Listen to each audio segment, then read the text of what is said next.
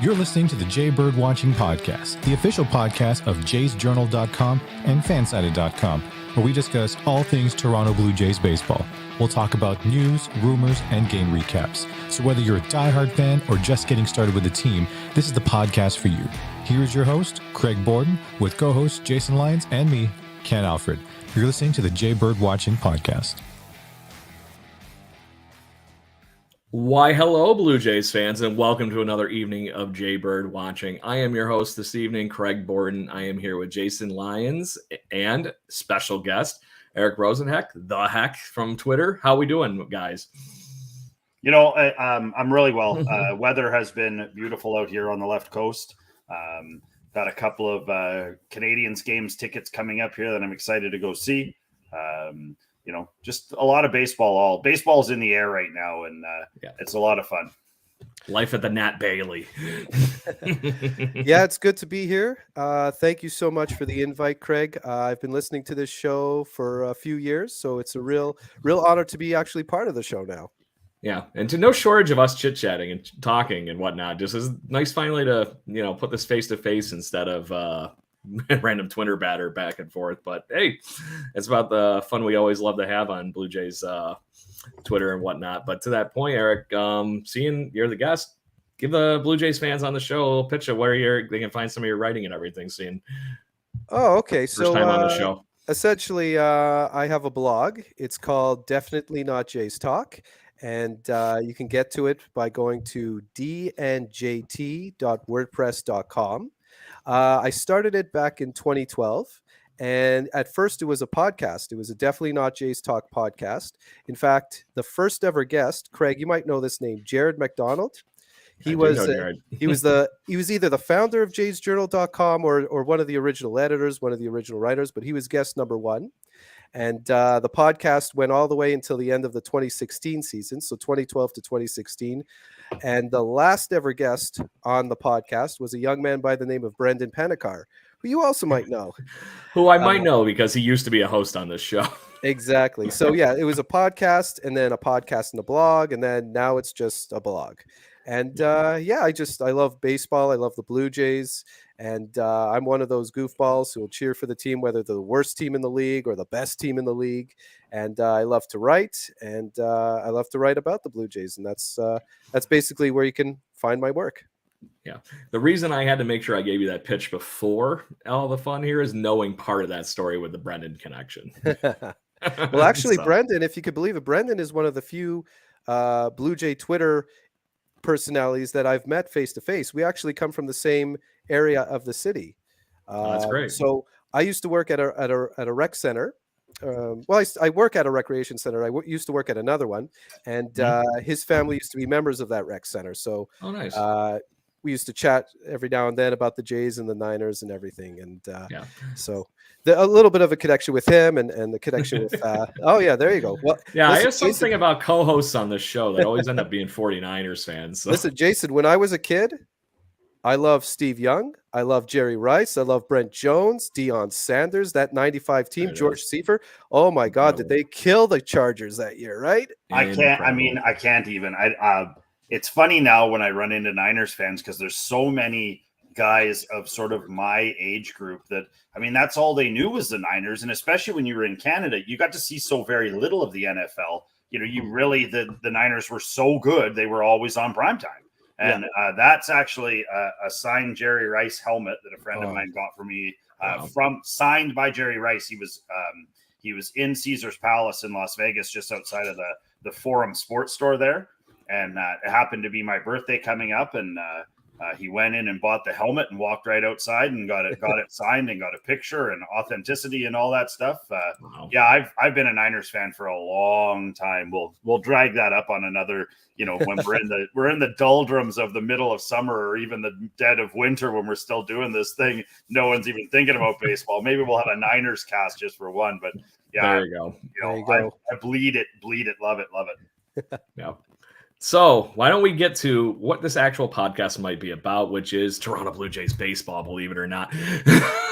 So as much as I can get with you two and go crazy and go off on talking about football and whatnot, like we did in the pregame show here a little bit, there has been plenty to talk about over the last week in Toronto Blue Jays baseball. Ups, downs, a little bit of all over the place.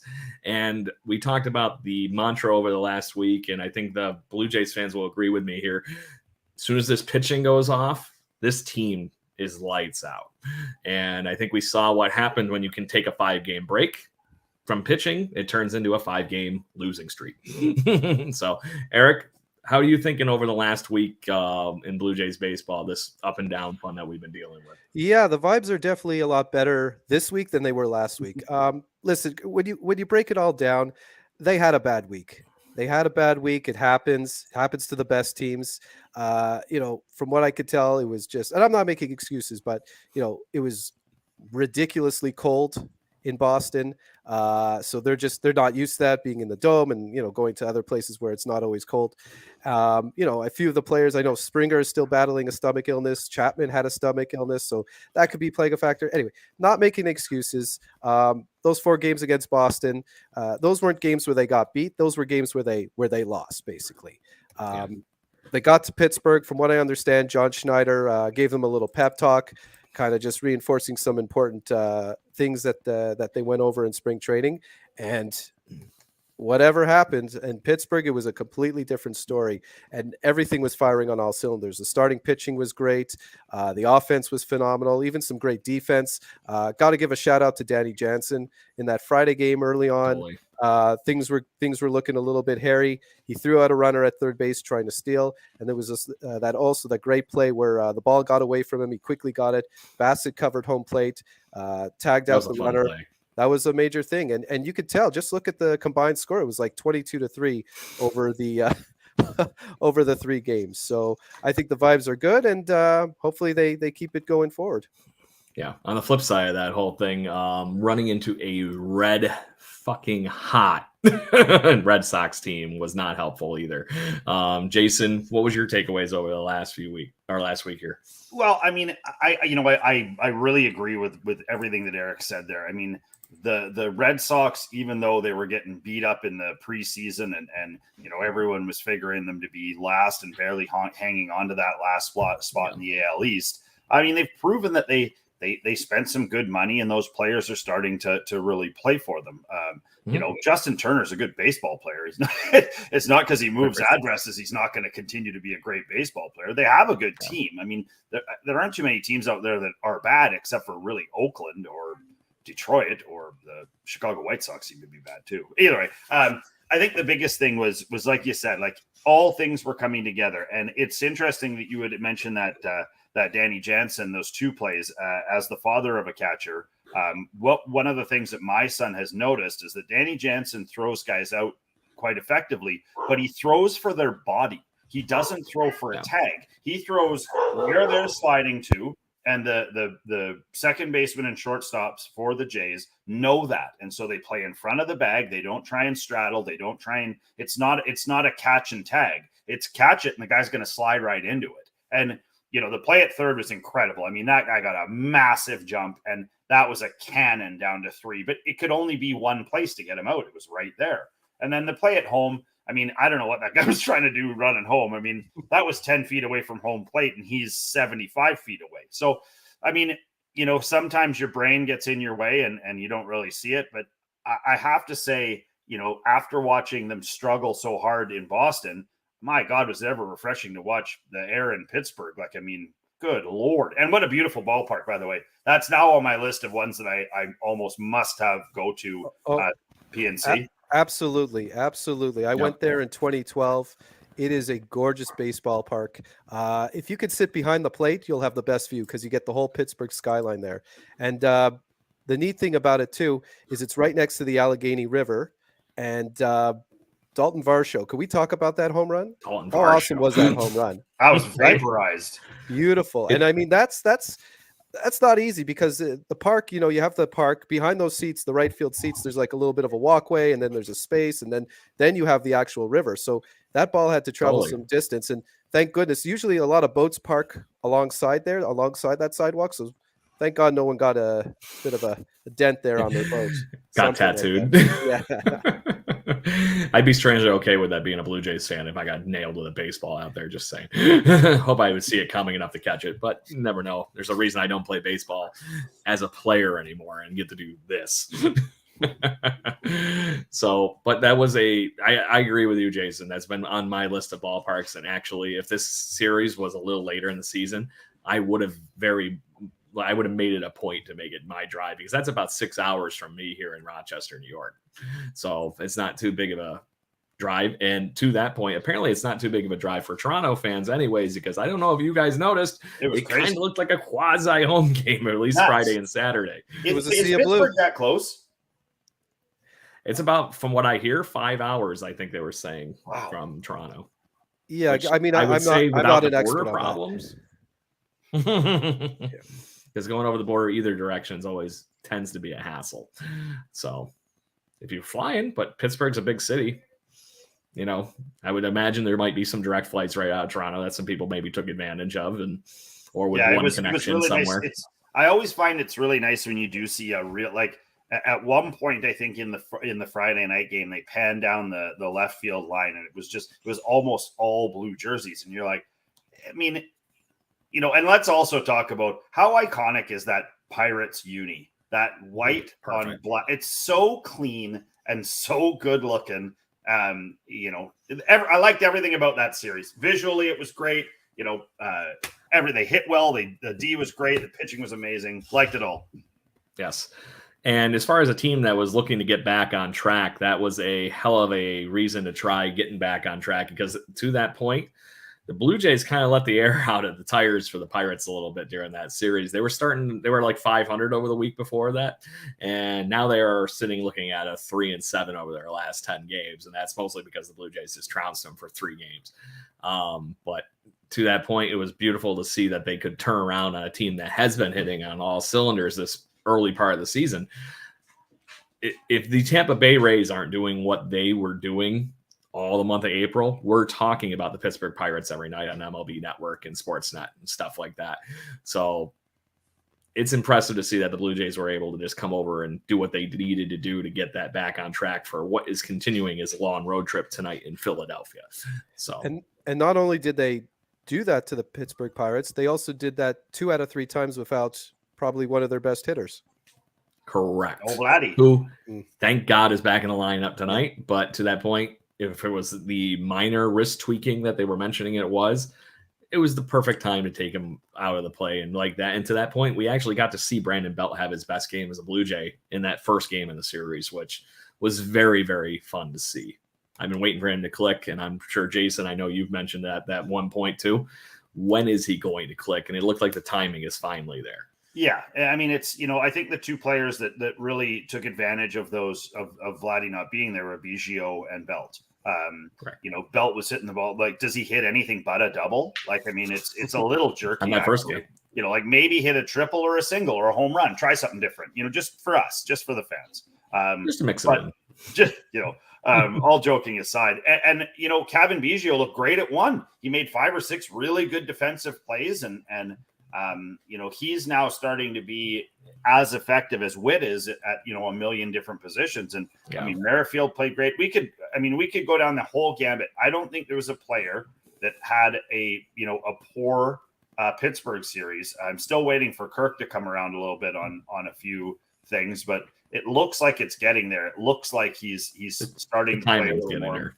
It's getting there. But I mean, Jano's making up for that right now. And so, when they roll, they roll. So, I mean, it's, and I was reading about Vladdy's injury, and I guess it's similar to what he had last year with the wrist soreness. But I think, you just put your kid gloves on and you make sure that he's getting the work that he needs, and make sure those other guys are in there when they can. That's why you have a roster as big as you do.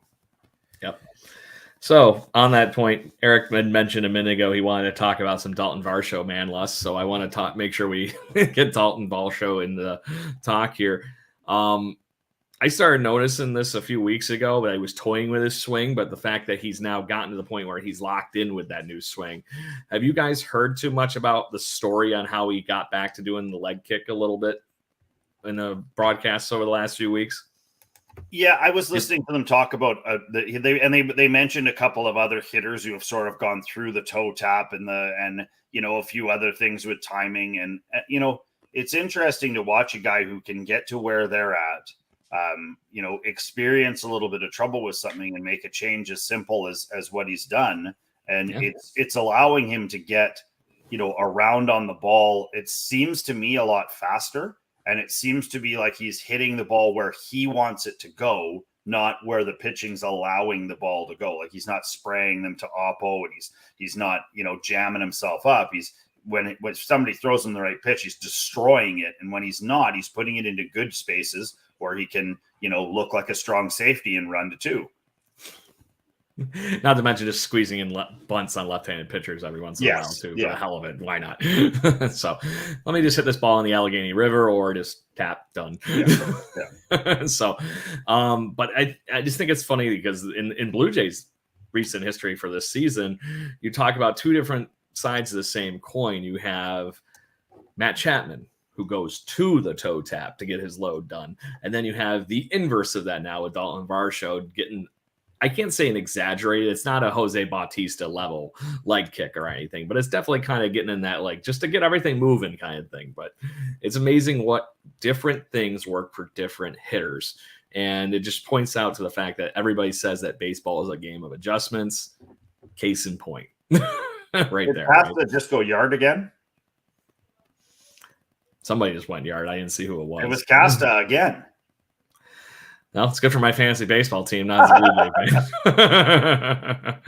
So Castellanos has been a Blue Jay killer for a while. I'm getting Brandon Marsh scoring on an error. Was that what it was? Okay, they were showing something that went over the fence. Maybe it was the replay, the home run. Maybe, I wasn't looking right at it. So anyway, if anybody hasn't noticed, we're live during this show. Make sure you join and subscribe and join us each week here. I know we're on a different night than here normal because we want to make sure we accommodate for our buddy here, Eric, here on a Tuesday evening instead of Wednesdays. So Blue Jays fans, make sure you join us each week and we'll have some more Blue Jays chats. But I just can't say enough good things about Dalton Varsho and how he got to where he is.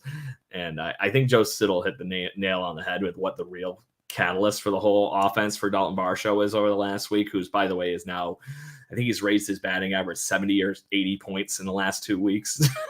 So it's no small feat, but it just gets his hands moving quicker. You can see it in the, he was kind of just hanging out here for a while, and then he wouldn't go until his first plant was already done. Now he's getting that kind of like Josh Donaldson rubber banding looking kind of thing going on. But thank God it's not a giant monster leg kick like that. It's just something subtle, but because I think that goes too far the other direction, unless you're somebody like Jose Bautista that had insane bat speed during his tenure with the Toronto Blue Jays. But good stuff. So after we look forward, we've been talking about where the Blue Jays were over the last week and whatnot. I don't know how much you guys have looked at, what happens post Philadelphia Phillies series here, but the Blue Jays are only going to have one off day over the next 17 days. Jeez Louise. And it does not get any easier. No. It definitely does not. Thank God there's at least a homestand in there after this whole series, the whole 2 games in Philadelphia at Citizens Bank. But it's like you said, Jason, it's not getting any easier. Wow. I hadn't looked. This is a bit crazy, actually. This is why I had to make sure it was a talking point. Philly, ATL, Yankees, Orioles, Rays. Jeez. Just for the home series. And those teams aren't hot at all. No. Neither's Tampa, who's next. Exactly. And then that's, of course, in the house of horrors that is Tropicana Field for, let's just start Monday at the juice box and see what happens. Why not?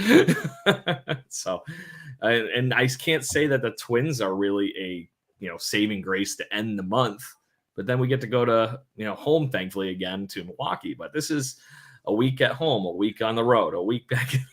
it's going to get very, very crazy. And I think I also was reading that they also only have like 2 days off over the next 30 days.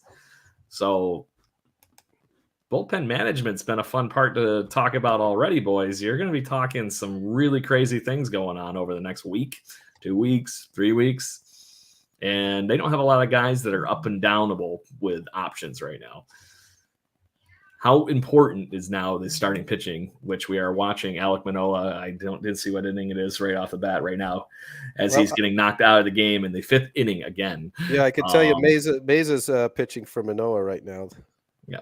So I think you guys are ahead of me because of MLB TV. I'm still at a commercial break. I'm just using the game day app here, just using the every at bat they posted up there. So I don't see what the pitches are. I just see what the result of the at bat. But yeah, listen, Craig, they're going to be running the gauntlet, and you could make it see. Well, it's this. You know what? This is what it is. It is what it is, and you just hope they come out with their heads above water. Yeah. I wish we had the Pittsburgh Pirates like month that they had the first opening of the series. That would make me a lot happier right now because, like you said, this is the gauntlet is about the best way of describing this. You're just going to get bludgeoned over the next month, and I can't see there's much breather after that even. So no, and I think it is what it is. One of the things we will start to see though is we will start to see the heart and the soul of this team start to really show itself. This is one of those true tests that can put you back down in 5th place, or it can keep you up in 1 and 2. It can keep everybody's spirits up. It can keep all that stuff going.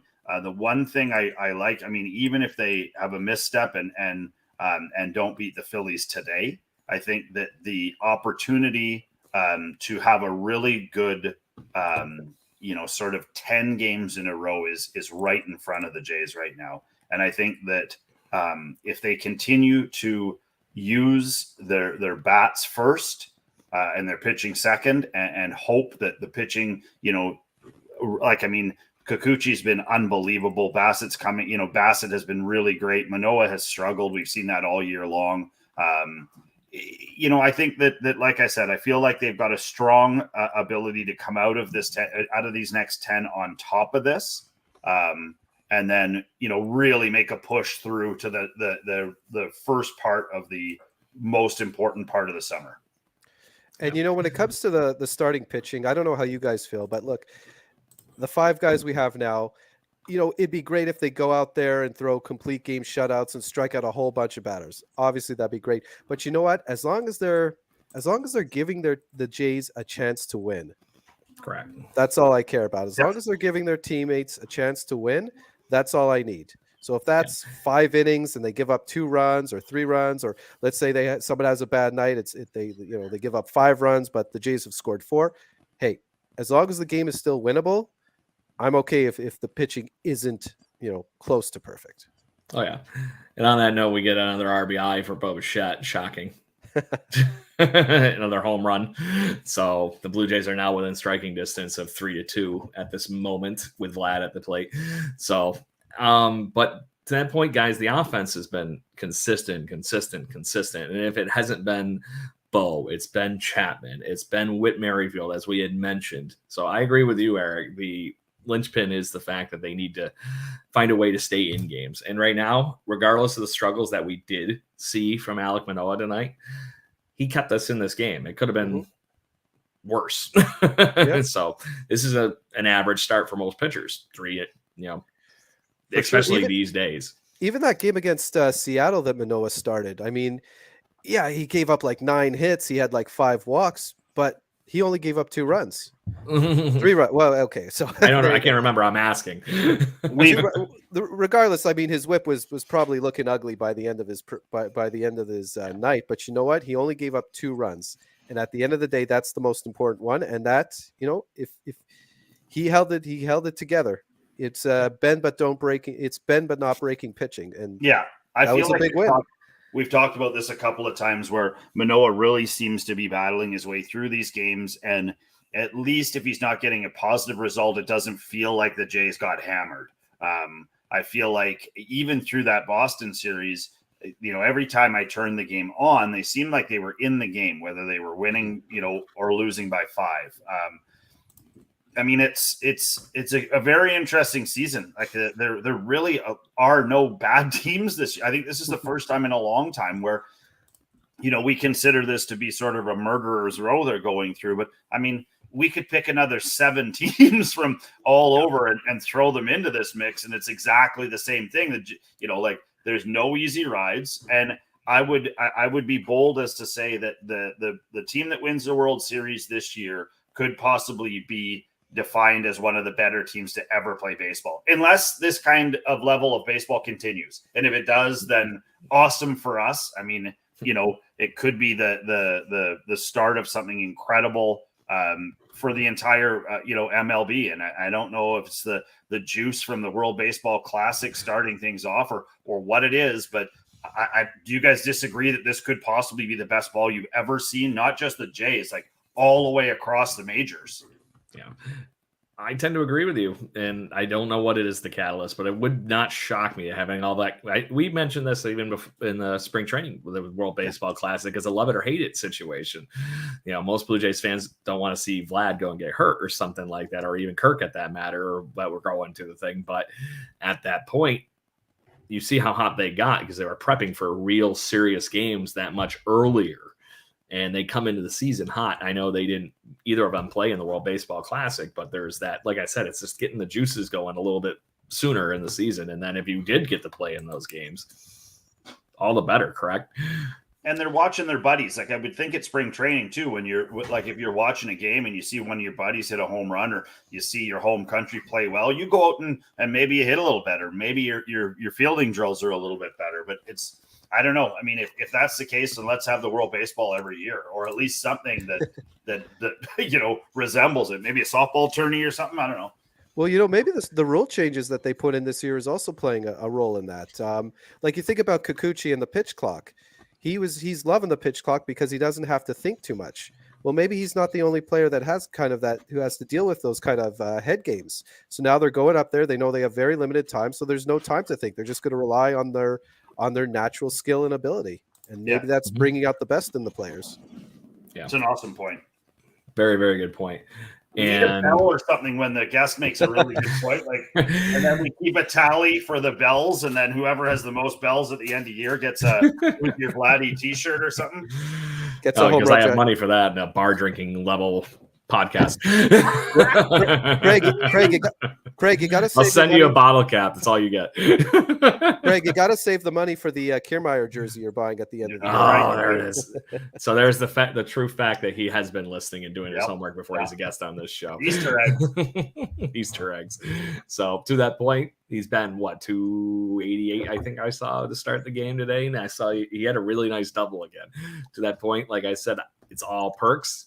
He's been one of those guys that I was expecting here, and I'm getting so far, and I'm strangely okay with it. But I will, to your point, I will not be buying a jersey. And you have to remember too, like when it comes to players like Kiermaier, Varsho, Whit Merrifield, they don't have to be the number one offensive threat. That's on Vladdy and Bo and Springer, Chapman. That's on those guys. So for them to come in, there's less pressure, and then they could sort of play a supporting role, which I think can benefit them. Yeah. Well, Kiermaier hitting ninth, I mean, the guy's crushing the ball. He's so fast, and I mean, he sets the table for Springer and Bichette so often. It's awesome, and perfectly. And he's like, don't his message to management. He's like, don't take me out of the 9 spot. I don't want to come out. I want to stay down there. Like, who says that? And he's getting the benefit of getting good pitching. He's getting the benefit of them knowing that Springer and Bichette are on their way up behind him, and whether it's nerves, whether it's squeezing the ball a little too hard or whatever, but he seems to really benefit from the fact that there's big, huge bats looming behind him, and he manages to get himself on. I don't know if you guys are following Toronto politics, but in a few months we have a mayoral by-election coming up. And right now, I think there's like close to 70 candidates that want to be the next mayor of Toronto. Is one of them listen, if he puts his name on the list, I'm voting for him. Heck, I don't know if elections allow you to do a write-in vote like you can with the All-Star ballot, but if you could do that, I'm putting Kiermaier there. Yep. We can do that here in the States, but Bart Simpson's still the one that gets the most votes on the write-in every year.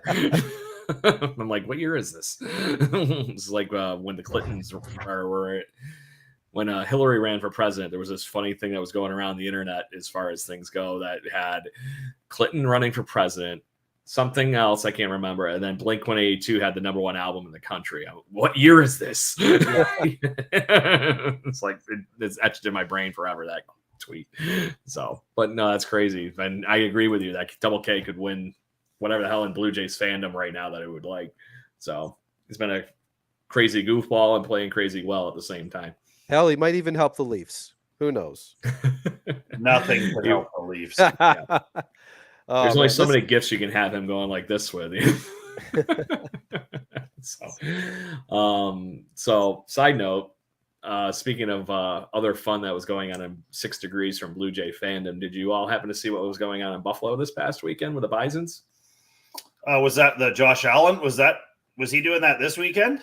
It was this past weekend is the Micah Hyde charity softball event. And basically it's for youth, a youth foundation here in the Buffalo area, Western New York. And they have a home run derby and a celebrity softball game. So there's 2 things that go on the weekend. And let's just say Josh Allen mashes softballs. He hit one out onto the highway. I'm just thinking softball. I've only hit like 3 or 4 home runs in softball for a regular softball fence, and be able to hit it over the regular everyday fence out onto the highway in Buffalo is a quite impressive feat. I'm trying to see if I have the video here to share. If you ever get a chance, there's slightly obnoxious. I don't know if you ever see these, sort of softball guys that are real serious about softball. But I watched video from a couple of years ago of these guys. They were at where the Mariners play, and there were guys hitting balls over the top of the stadium out like 500 plus feet. And it's like, I get it, but you watch these pro softball players, they don't even run the bases anymore. The guy throws a pitch, the guy knocks one into the next county, and he just takes his spin and it doesn't even walk. It just turns around and walks off. And you're just like, wow. But yeah, Josh Allen was mashing.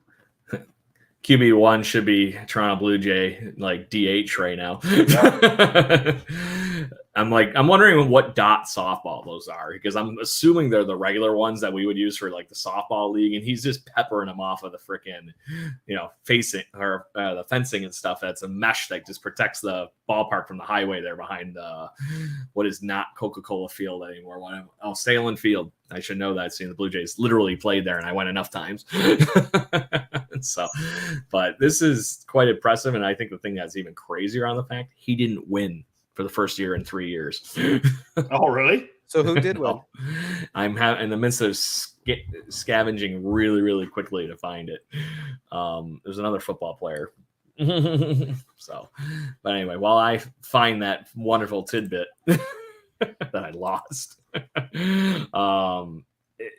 it's just a cool event that they actually do, and I would highly, highly recommend Toronto fans in general coming down, because they get Blue Jays alumni, they get everybody. This year was a little thin on the Blue Jays alumni, but it was offensive tackle Spencer Brown that ended up winning.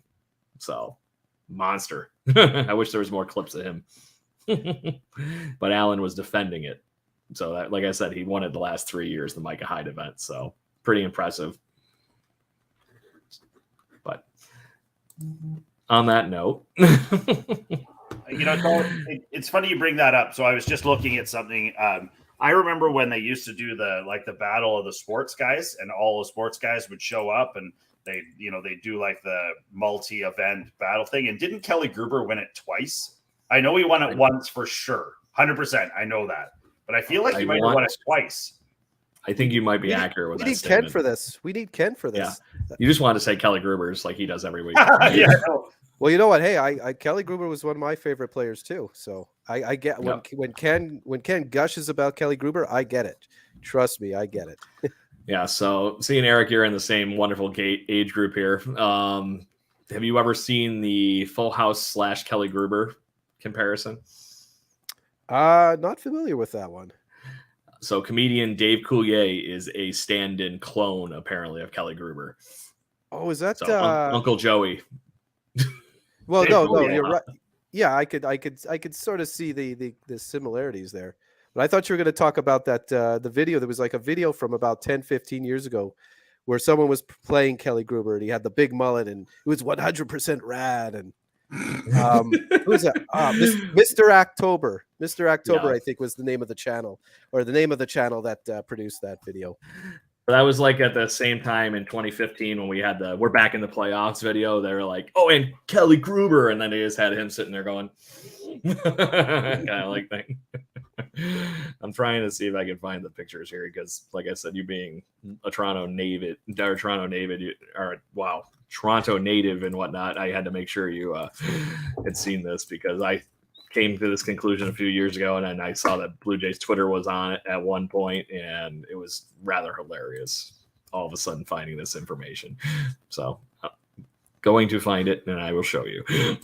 Speaking of events, like the event that Josh Allen put on, I've always wanted the Blue Jays to do, or is the Blue Jays to sort of take a page out of the Yankees playbook and have like an old timers game. We have enough guys that could swing it for a celebrity softball game. That would be really fun. I would love to see that. And you know what? In a few seasons, the Jays are going to celebrate their 50th anniversary season. I wrote about this on my blog, and I think it would be great, sort of as that 50th anniversry season approaches, that they could just have some of that. Like you could have Team Buck Martinez versus Team Carlos Tosca, and you could bring them all back, or even the home run derby would be fun because you could have Delgado versus Batista. You could bring in Edwin. They would have a riot doing that, right? You could even bring in maybe George Bell can still swing, right? I'd love to see that. I don't know if you saw what George Bell looked like when he was on the field for the MVP stuff a few years ago. He looked like he could just mash home runs all day still. Oh, for sure. So anyway, I have my photographic evidence here of Uncle Joey from Full House, and I'm going to share it here, and you're going to laugh. So, Uncle Joey. Oh, yeah, there he is. I mean, the mullet was in vogue back then. Yeah. Oh, yeah, but what killed me the most on the whole thing was the facial features. It was just so really ridiculous, close. Like close, and then just to give you the fun, and there's the Kelly. Just give you a back, like I'm doing the, thing at the eye office when you're doing, is this better? Or is this better? Yeah. Is this David Coulier, or is this Kelly Gruber? So it's interesting you would say that. I don't. Do you guys know that the Yankees and Red Sox, and I don't know who else does it, but I know that in hockey the Habs do it. They have these like legends camps where you pay like $5,000, and apparently the Jays have one, like a fantasy camp, right? Yeah, it's totally awesome. Like I turned 50 last year, and it was right in the middle of, COVID was just ending. But this is certainly something that I would like to do. But yeah, what a cool idea to maybe get for the 50th, get everybody out, get a whole bunch of guys out, even if it just be, like where they do the Mighty Mites game in between, at the hockey games, maybe get before a couple of the Jays games, just get a bunch of guys together that can still play. And, roll them out and have some fun. I mean, you don't want a 75-year-old Devon White blowing his hip out trying to, he could do it. He would do it. He's in great shape. He would. Yeah, and he's in Buffalo. Just saying, he could have been in the celebrity thing this weekend, and it just didn't get reported, and I wasn't there, so I didn't get to see it. So, but he's kind of like the first base coach, I think, for the Bisons right now, or he's been the roaming hitting instructor. I can't remember which he is this year, but he's changed his job the last couple of years. We saw him in Toronto last year. I forget which coach had to go out for the weekend for a graduation or something, but he came unfortunately, he came. Devon White was the first base coach, filling in for Mark Budzinski. Unfortunately, he had that horrific family tragedy, so that's why Devo was up with the team for a few weeks. Yeah. And he got to be up there anyways because I think it was the following week was that the celebration in the 92 game? The back-to-back. So, but to that point, worst case scenario, if you had this celebrity softball thing, what's the worst case scenario if like Zeke Carrera comes back? Oh, I'd love to see that's still fun. And that's another thing too, is you not just bring back the superstars, the players that we absolutely love, but some of those supporting cast members that you remember because they were there, but they're not top of mind. So like I'm thinking like from 92, 93, you could have like Willie Cañate and Scott Brow and Huck Flenner and just Randy Knorr. Players like that. It'd be great to see. Saw tweets about Rob Butler earlier. Yeah. Yeah. Actually, Why Rob Butler was in the news here in Toronto because he's going to be the manager for the Maple Leafs inter-county baseball team. So there's a semi-pro league here in Southern Ontario, and the Leafs. There's a baseball team called the Leafs. Just like how there used to be a minor league baseball team called the Leafs, but inter-county semi-pro, they've actually lasted longer. They've been around longer than the Blue Jays. And after Rich and Rob Butler finished their major league careers, they played in this inter-county league. And Rob and Rich are coming back to coach the inter-county Leafs. So it's going to be fun times. Thank you, Eric. I learned something today. There you go. So that's really cool. But I think it really would be fun to bring back those guys, or even just get weird like. Eric, I'm sure you've heard the random podcast game we play a little bit with naming a podcast with 2 ex-Blue Jay people. Oh, yeah. Yeah, so you've heard that one. Well, if you think of one, throw it out there. But anyway, what if you did the managers of those teams were like, my one that I always made fun was having a podcast with Minoru Kawasaki and Mark DeRosa and call it "I Think I'm Turning Japanese." you have D-Row versus Kawasaki as the coaches, and have some fun with it. That name might cross a line, but but no, I mean it's a good idea. Actually, my favorite thing was when you guys did the Name the Blue Jay contest. Because that was just insane fun. There were some questions where I had no idea, and then there's some where like I get it on the first try, and the rest of you guys would take like 6-7 tries to get it. And I'm like screaming my head off. It's Sean Green. What is wrong with you guys? Yeah, no brains, no headaches. Always been the family motto, Eric. But to that point, no, those were some fun things that we really need to maybe get back with sampling of Blue Jays fans that come up and see if they can stump the podcast team again or something. But we'll see what happens. But that was always a fun night. But outside of that, guys, we're sitting at a 4-2 deficit right now going into the 6th inning. The Philadelphia Phillies are finally starting to hit on some cylinders, it looks like, with their team. And I'm not just saying that just because of this game. I'm saying in general. So the Blue Jays got a rough game ahead of them, even here with Gausman on the hill tomorrow. But we were talking before we got off on all these wild tangents, which we had some good fun with. As we get ready to wrap up the show here, I want to make sure we end on a high note. Where is this team going at the moment? We've seen ups, we've seen downs. What could be holes that need to get plugged with trades? Who are we hoping might come up? I thought the Jay Jackson move was a sneaky move that we got somebody really nice to put into that bullpen. And I think he's going to get some really good opportunities here over the week. But I feel like that's the area of attack at the moment. I think one way or the other, the offense is going to do what the offense has been doing, some fashion. The pitching, you might not get 5 amazing starts in a row, but you're going to get 4, at least 3 of them, things like that. So you're trying to figure out how you slam the door shut. Romano can't do everything on his own. So I'm looking at the bullpen, and there's a few names to certain people that I'm surprised have been having the struggles that they've been having. And I'm looking at Jimmy Garcia. Mesa's finally getting it together. I'm waiting for that, whoever to step up. And I'm very thankful that the Eric Swanson trade has looked as good as it has looked, because everybody was very hurt about losing Teoscar Hernandez, self-included. But I'm thinking if you're looking for a place to improve this team, you're looking at the bullpen right now. Eric, I'll let you go with that one first. Yeah, you know what? It's I mean, we're not talking about the bullpen when the Jays are winning like 5-6 straight games, right? But no, you know what? You can never have enough pitching. And you would hope that the front office is always looking to improve the team. I'm glad Nate Pearson is back up. I really, really would love it if Nate Pearson could be a really good late inning reliever. I think the original plan was to see if he could be a 2-inning pitcher, which he did that very successfully the other day, actually. Yeah. So like if they can get Nate to be doing that, and he just has to work on his aiming, his location. But if you can get him locked in, and then Swanson keeps doing what he's doing, Jordan Romano keeps doing what he's doing, and then the rest of them just sort of hang in there. Maybe when Simber comes back from his injury, we see a better version. Trevor Richards. Trevor Richards has always been a point of worry for me, but so far he's been all right. So as long as they keep that going. Yeah, I think that you're dead on. They have to be just better than all right. Like they're going to have lots of opportunity. They don't have to blow people's doors off. They just have to be better than all right. Like get a couple guys out, get through a couple innings, whatever the game dictates. They have to be, malleable, and they have to be able to fall right into those spots and do what the rest of the team needs. You're always going to get offense from the team, so you can always kind of 1980 Oilers yourself out of an issue by, we'll just go out and bash. You just hold the gate shut, we'll go out and bash. Yeah.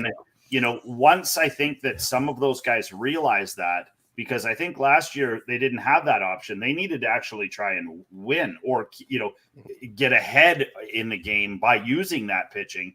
And I feel like some of those guys overachieved, and now we're sort of seeing what they actually are. So, yeah. I mean, they're all good pitchers. They're not there for no reason. And I feel like most of them have done a pretty good job. We could use a couple more, sort of long, strong ones when when you do have a starter struggle. I think that's going to be the biggest one, is those long, the 3 and 4 and sometimes extra, innings that you need. But, I think the weakest point has been Garcia so far. And, whether it takes bringing somebody else up, putting him down, moving him around, whatever you do, he doesn't look comfortable. He doesn't look like he looks like the pitch clock is bothering him. He looks like he's rushed. And so, I mean, if it's not his, if it's not his time right now, at least you can give him some time to start getting a little more used to it and, come back strong. Cause I mean, we're in May, right? Like, I mean, again, I think that the Jays are really laying some awesome, foundry work right now for what's going to come in June, July, and August. And if we can see those guys guide through a couple of wins, and I mean, there's lots of pitchers we don't have to worry about. It's the ones that are kind of, that we do have to worry about, the Richards and I'd like to see them all get a little stronger, get a little more work, and just, be confident in the fact that if you do give up 1 and you're down 3, I mean, who's coming up next? Oh, hey, it's Bichette, Vladdy, and Chapman. Like, I mean, let's be Big real. Bang, boom. Yeah. So it's, have a little confidence in your offense and just know that the defense is so strong behind you right now that you can throw a bit of a bad pitch, as long as it doesn't leave the yard, you're probably going to get picked up. Yeah. And I think that's the mantra they need to keep in mind. But in the midst of that too, we've seen it happen in, as recently as the Boston Red Sox series, that we can cough up a lead pretty damn quickly. So there's that other piece to it too. So that's all I was saying as far as where we need to get to at that. But then I'm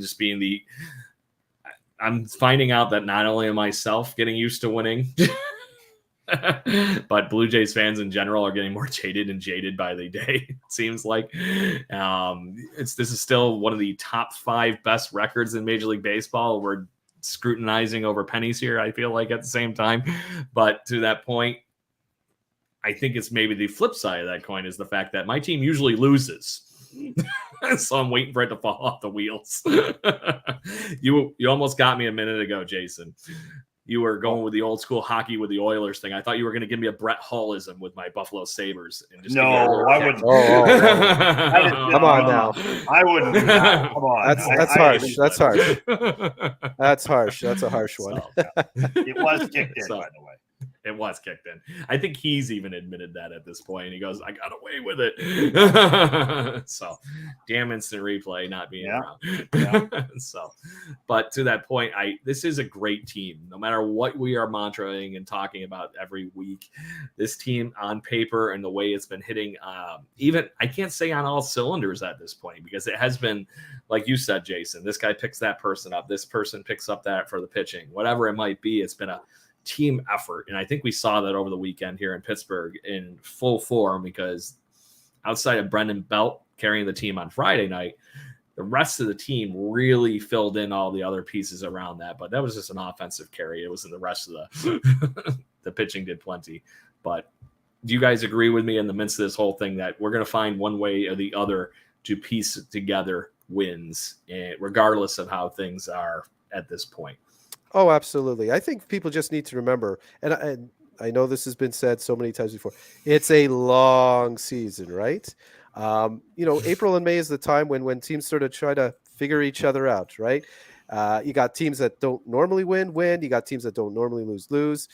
Everyone's trying to figure things out. June, July, that's when you sort of get the contenders and the pretenders. You got to let the story play out. I know that's hard. We live in a society where we need instant, quick results. That just doesn't work in baseball. Exactly. The money symbol there for those who are listening to us. But you know what? I agree with you, Ken. I think Craig, this team has what it takes. And, shit's going to happen. It's barely even summer yet. It hasn't been over 20 Celsius here in Rochester, New York, in like more than like a day yet. Exactly. And you know what? Just hang on, buckle your seatbelts, because it's going to be fun. Yeah, it's really going to be fun. Like this summer is, I have extra to look forward to because my sons are venturing into the land of 11-12 baseball, where they have a strong potential to actually make it to Williamsport this year. The team from Little Mountain, Vancouver here that went last year is a team that we've battled. We've beat them a lot. We're a very evenly matched team. And, for me to just take a step back and selfishly look at my baseball for the summer, it's totally tubular, or whatever you said before. It's hey, listen, I don't know what it is. It always seems like the Canadian representation at the Little League World Series is from BC. Like, what's in the water, Jason? 15 of the last 17 years has been from BC, which surprises me because there's special rules for the other parts of Canada where, like our team, we have like 30 kids maybe try out, and we won the provincials 2 years ago.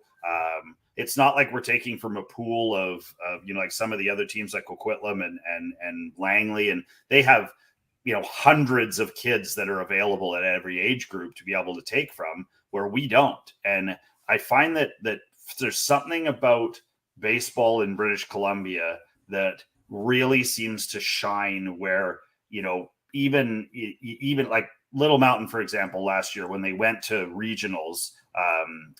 nationals, they outscored the competition 128-9. Like, my God. That's not baseball scores. Like they beat up this Calgary team who's like supposed to be the best team in all of the country. I think they beat them 14-1. Like it wasn't even a joke was back here. Like they ran roughshod through everybody, and then they got to the Little League World Series and they beat Mexico and they beat Japan. Wow. That's saying a lot. Unbelievable. And like I said, like this is a team that we readily compete with. We've probably beat them 80% of the times we've played them.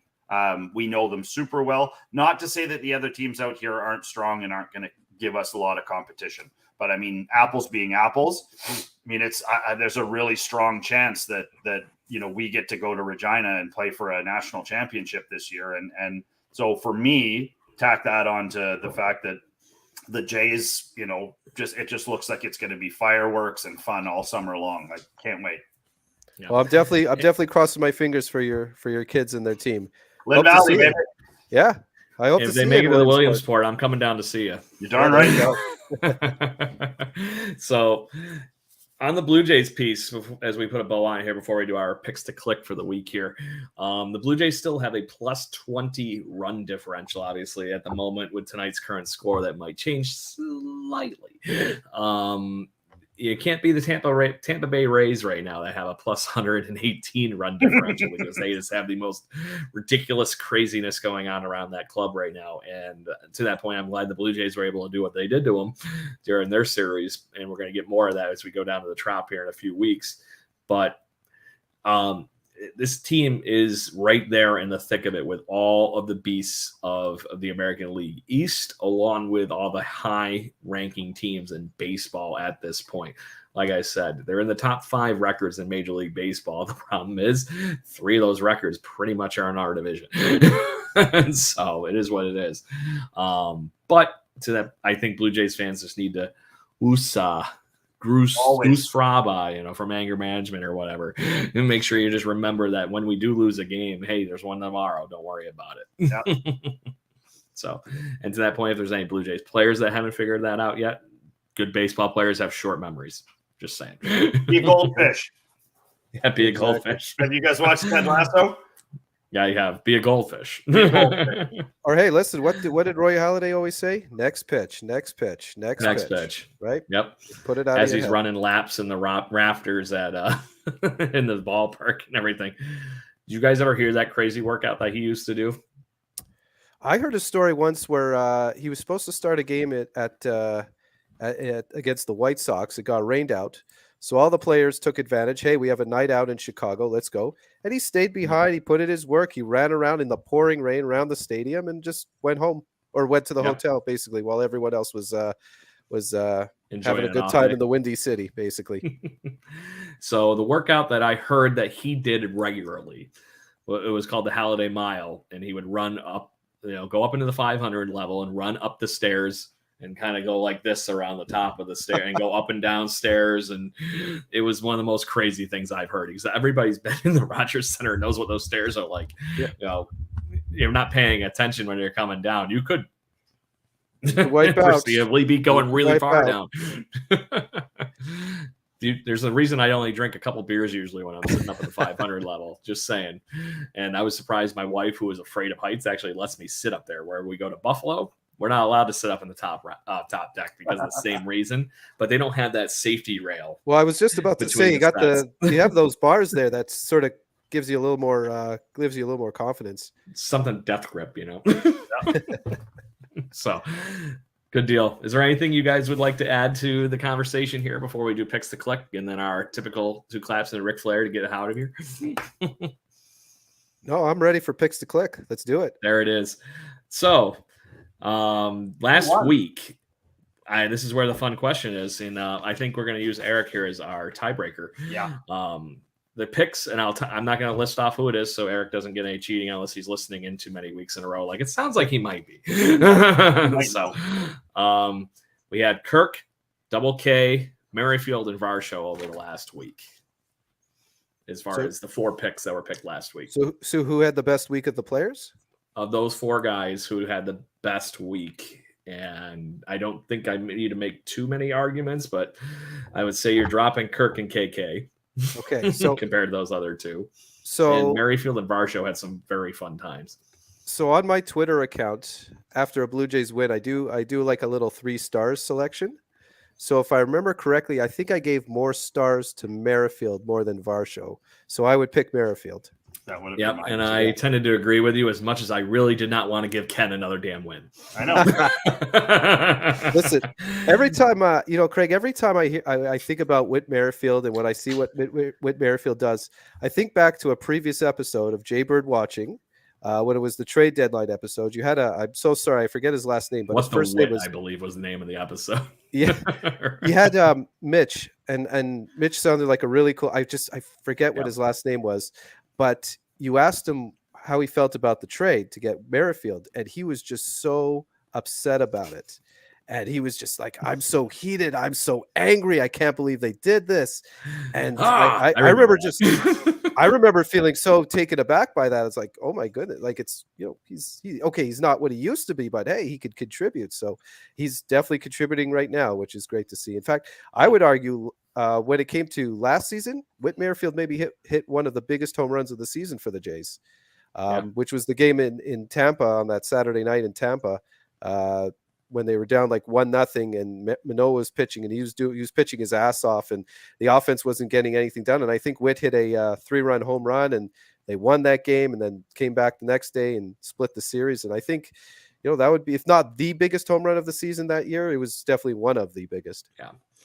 So no, I remember that one. And to that point, I think I mentioned it a few weeks ago that the Whit Merrifield's become the Reed Johnson of this team. I love Reed Johnson. Somebody that just grinds and finds a way to contribute some fashion. Even the game, if he doesn't have a bunch of hits, he finds a way to steal a base, makes a great play in whatever position he happens to be playing. Tonight he's playing right field for the first time, I think they said, in a couple of years. So that's quite impressive that he has that kind of flexibility and can help this team in so many fashions. And right now, his bat has to be in that lineup. He's been one of the, I'd say, catalyst players in this lineup at the moment, especially when he has had all the stolen bases at this point. I think he's got 7 steals already. I can't tell you the last time a Toronto Blue Jay had 7 steals this early in the season. Yeah. And I don't think that's just the new bases. Yeah. Jeez, you have to go back to Alomar or White when talking about like 7 steals by now. I was thinking maybe Shannon Stewart, but there was only a couple of years where he threw like 20 30s up, you know. Well, Sean Green had the 30 for 30 in 98, right? Yep. So maybe there's that. Yeah. So it's something like that. But either way, been a bit. So, but to that point, I agree with you that Whit Merrifield is the winner. And fine. Yeah, Boo Ken.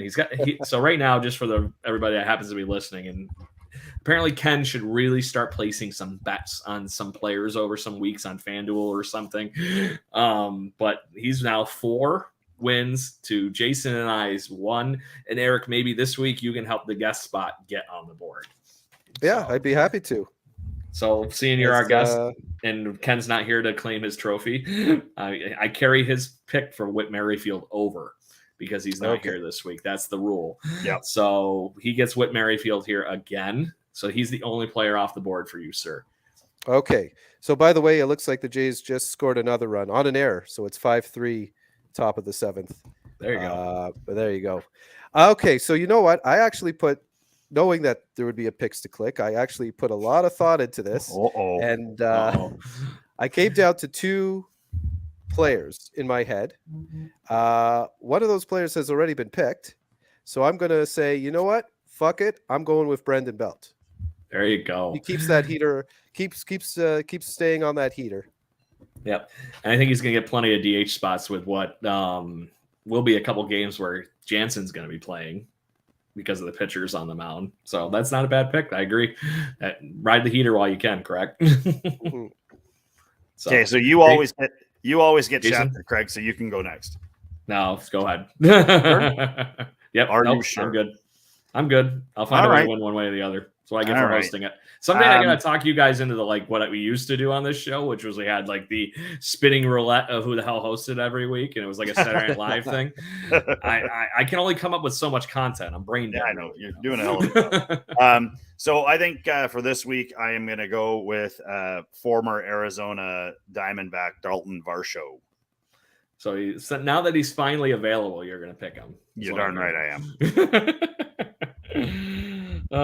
So I've been picking nothing but guys that you guys really should not let me pick anybody, because outside of Chapman, the 1 week I picked him being part, of the AL MVP for the month of April, basically. That was the week that he went on a heater and really took that award home with him. I picked Kirk, Vladdy, Springer, Manoah, and Kirk again because, apparently I don't like winning. So I'm trying to think of who the hell I actually could go with, and I just feel like I need a win. So I'm going to go with the guy that had 1 home run and 2 hits already this evening. And I'm going to say maybe if he keeps riding what's going on here, he'll be the month of May MVP because he's got a hell of a good start to it. And I have a strange feeling Jason already knows who I'm thinking, and I'm penciling in Bo Bichette for my pick to click this. Excellent choice. So I need to end something. So I'm either gonna win or Bo's gonna suck this week. And I figure I can't only screw that up so badly right now when he's already got a home run tonight. So outside of that, anything else? Eric, I kind of already gave you your shameless self-promoting bit, but you're welcome to do anything else you would like to talk about before we sign up. Yeah, well, again, thank you so much for having me on the show. Thanks for rearranging the schedule just to have me on the show. I really, really appreciate it. It's been a real honor. Again, shameless plug, dnjt.wordpress.com. Definitely not Jay's Talk. Twitter is @TheHeck, TheHeck. The next post on my blog is going to be what I call a retro Blue Jays post. So that's where I look for some cool old school thing on YouTube about the Jays and put it up on the blog. And I found this fan. He went down to Exhibition Stadium in 1979 and 1980 on Camera Day. So I don't know if you guys remember Camera Day, but basically fans could go on the field with their cameras, not cell phone cameras, but actual cameras. And they'd bring the players out. They'd sit them on a platform and whatever, and people could just take pictures. So this one fan he took down his 8mm camera, and he basically filmed the players posing for camera days. So awesome. We're talking 79, we're talking 80. So you see a very young Dave Stieb, you see a very young Lloyd Moseby, Alfredo Griffin, and also. Can you hear the clack, clack, clack from the camera? That's no, the but best part. So the funny thing is, what this gentleman did is he then took the footage and then he put a little soundtrack on top of it. So he put some really nice music. But what he managed, I don't know how he got this, but he found an old radio intro from that era. So it's basically Tom Cheek saying, "Live from Exhibition Stadium, Blue Jays baseball is on the air," and it just. It hit me in the heart, right? Because you gotta send that out. Well, I mean, that's killer. I'll make sure we retweet that and everything when you get that done. I'll send the link out. And then the only other shameless thing is Ari Shapiro and I have been talking about doing a Blue Jays podcast, not like what you guys do. We're going to do stuff off the field, talk about history and culture. So I think we've been talking about doing it for about 2 years. So one of these days we'll get something up, but it'll be like the way I think of it is it'll be like an appetizer. We'll be this appetizer podcast. You listen to us talk about some random Blue Jays player or a history bit, and then people can then sink their teeth into a nice juicy Jaybird watching episode. So and like I said, one of those times I keep talking to him all the time about all these wonderful things we could do too. So it sounds like I'm not the only one talking to him about these wonderful things. Ari's a busy man. And to that point, I've told Ari on many occasions too, if you guys ever want to add something like that to what is our brand, I am more than happy to have that conversation. So we can talk about that whole thing, and then you will have a home and don't have to worry about nonsense. It's already got a place to go. Sounds good. And then it'll encourage more shenanigans. Love shenanigans. So good stuff. And it has been a pleasure having you on the show tonight, Eric. So Thank we'll you. make sure we do this again sometime. 100%. So anyways, or another week of Jaybird watching, Blue Jays fans. Thank you very much for joining us this evening. Make sure you listen in every week. We are live every time, so make sure you join the chat. We see plenty of people popping in and out, but we never get too many messages. So make sure you send a message to the chats wherever you're listening to us for the live stream, whether it's on YouTube, LinkedIn, even Twitter, wherever at this point. And anywhere you get your podcasting pleasures for. If you miss the live shows, make sure you listen in too. And we're on Spotify, Apple Music, wherever you can really possibly imagine getting podcasting information from. So we're there. The official podcast of JaysJournal.com at part of Fansided. We are Jaybird Watching. You've been listening to me, Craig Borden, Jason Lyons, and Eric the Heck. So make sure you listen in. And I think that's time, boys. Finishing up with 2 claps and a Ric Flair. 1, 2, 3. Woo! Let's go, Blue Jays.